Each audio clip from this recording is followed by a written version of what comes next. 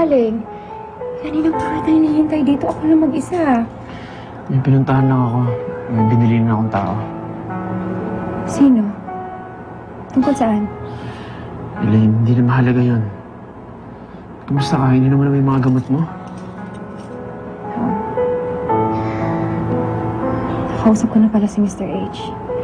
Sabi niya na natapos mo na daw ang commitments mo. Kaya pwede ka na mag-retire. Gusto mo umalis tayo dito. Punta tayo sa bahay mo sa LA. Yaman ko, Elaine. Justin, diba sabi mo gusto mong tahimik na buhay? Sa LA, walang nakakilala sa'yo dun. Sa atin. We can have the peace that we want there. Justin,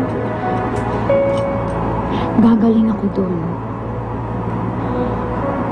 Kaya pwede ba, malis na lang tayo? Hmm?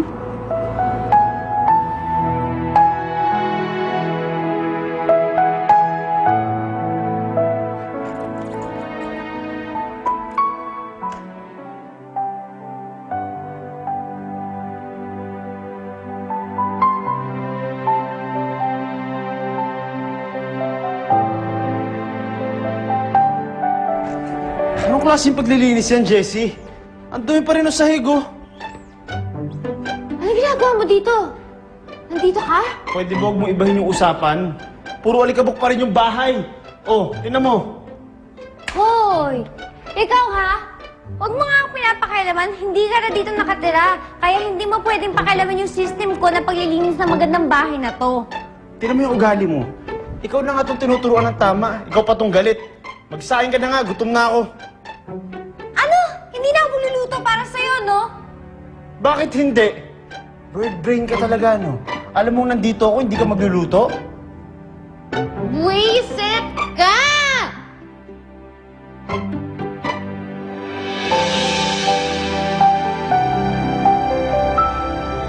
Kahit magluto ako buong araw. Kahit maglinis ako forever. Okay lang sa akin yun. Basta kasama kita.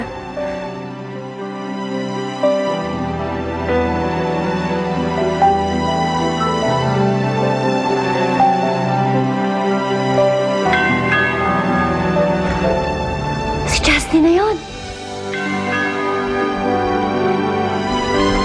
Justin?